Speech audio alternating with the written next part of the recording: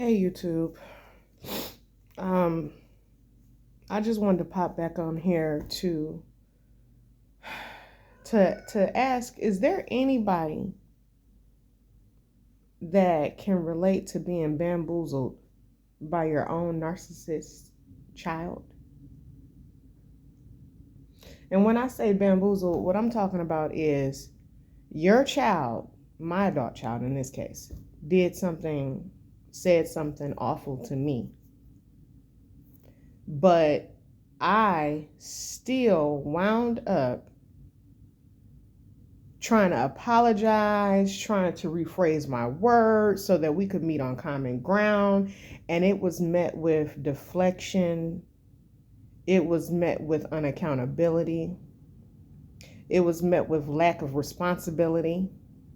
It was met with hateful words, phrases, comments.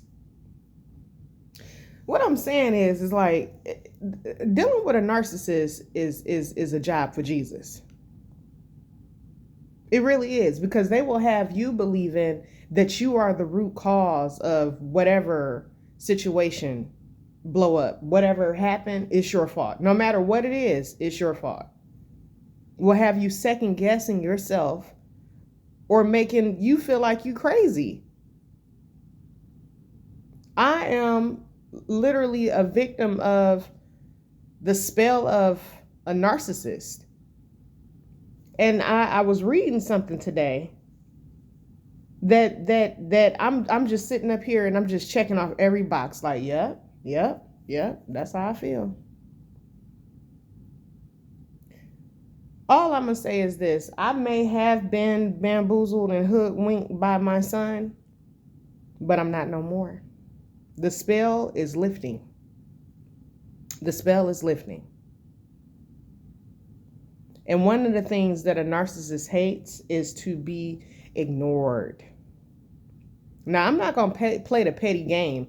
You say something to me, I say something to you, you do something to me, I do something to you. I'm not playing that game with him. But what I am playing, the game I'm playing is called self-removal. I'm going to remove myself. Well, in this case, he's going to get removed because there's going to be an eviction. But I'm going to remove myself, get myself out of this situation so that I can get my sanity back, so that I can get my peace back. Living with a narcissist is draining.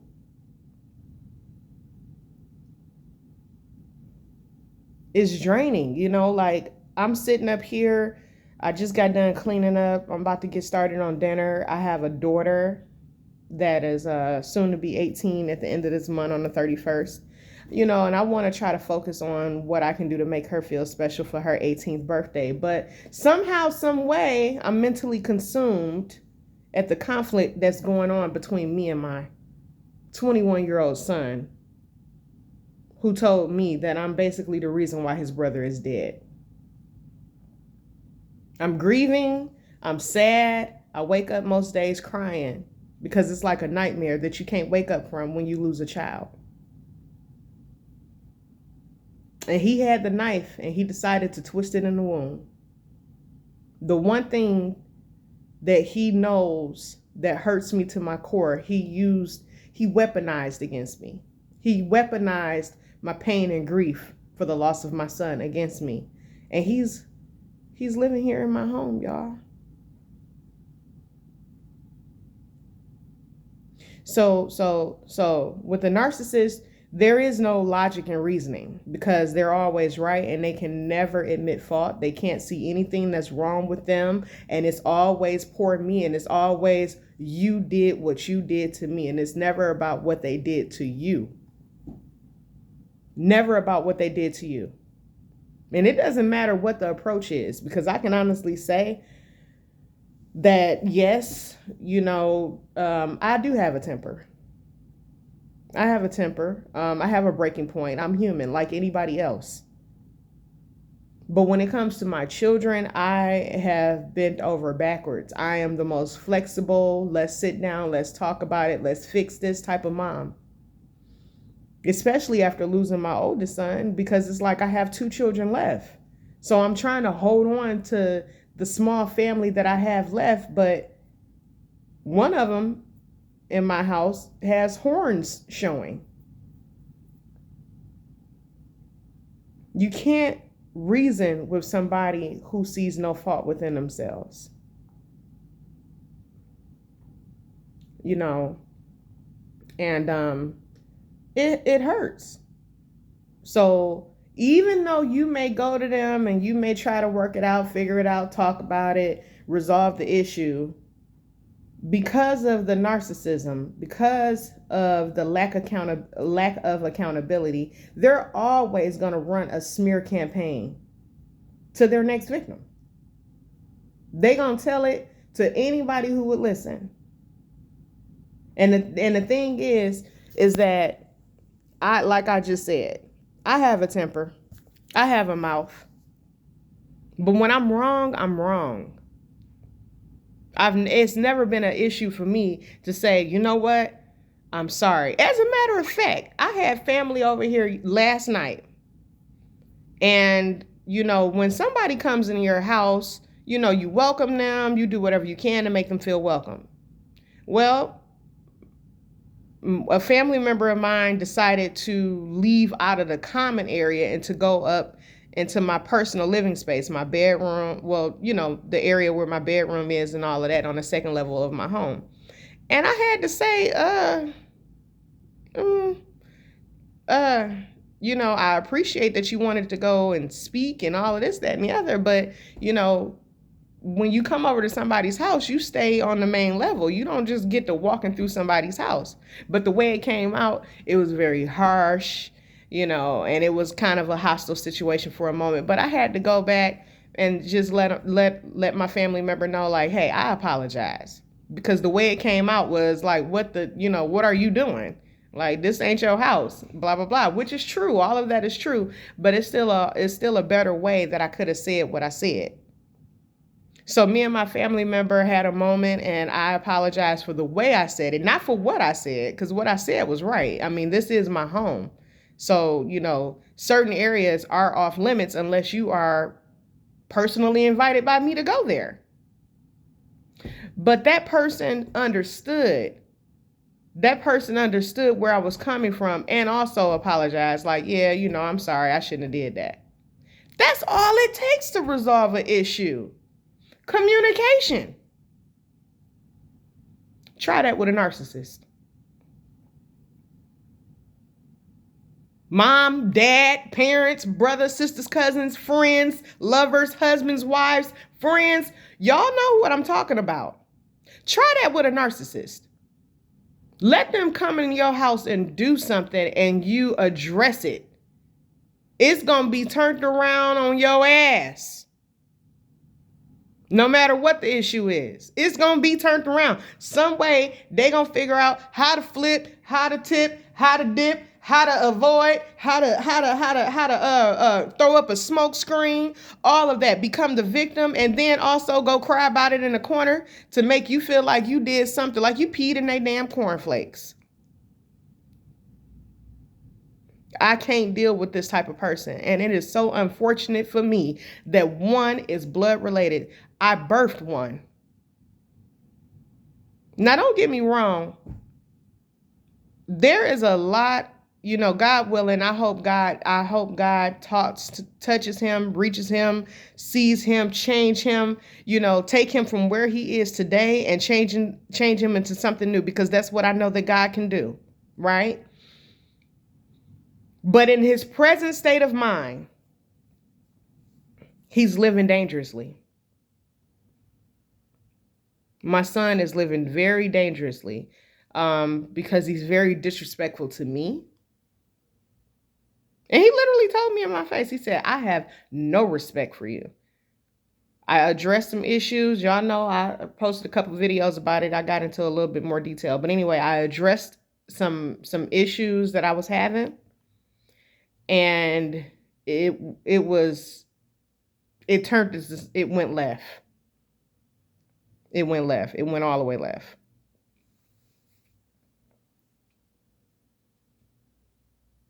So it's like, I can't say nothing to you. You live in my home. I carried you in my body. I birthed you. I took care of you. And when you do something to offend me, I'm supposed to just shut up, sit there, and swallow it. That's what they want you to do. And that's what's not going to happen. I am incapable. You hear me? I'm y'all, whoever, if you know something about astrology, Sagittarius, if you know a Sagittarius, then you know that I am incapable of biting my tongue. I'm going to tell you how I feel. I'm going to tell you right, wrong, or indifferent. I'm going to tell you even if you don't ask. But I'm definitely going to tell you when you've done something to me. I'm going to tell you what you did and how you did so that we can resolve it. A big thing, one of my biggest characteristics is communication. We can talk about whatever. Because if I love you, I feel that you are worth the conversation. And in this case, I love my son. So I felt like, it was worth the conversation to let him know what he was doing, how it affected me, and what are we going to do differently so that we can coexist in this household and be family. That didn't go so well, y'all. So all I'm saying to you, for the parents or whatever, for the parents and people out here, it don't matter if you're a parent or not, but anybody that is dealing with a narcissist, whether that's your husband, a family member, a child, whoever it is, you don't have to take that. This is 2025. And all of that walking around here feeling guilty, especially over something that you did not do, is over with.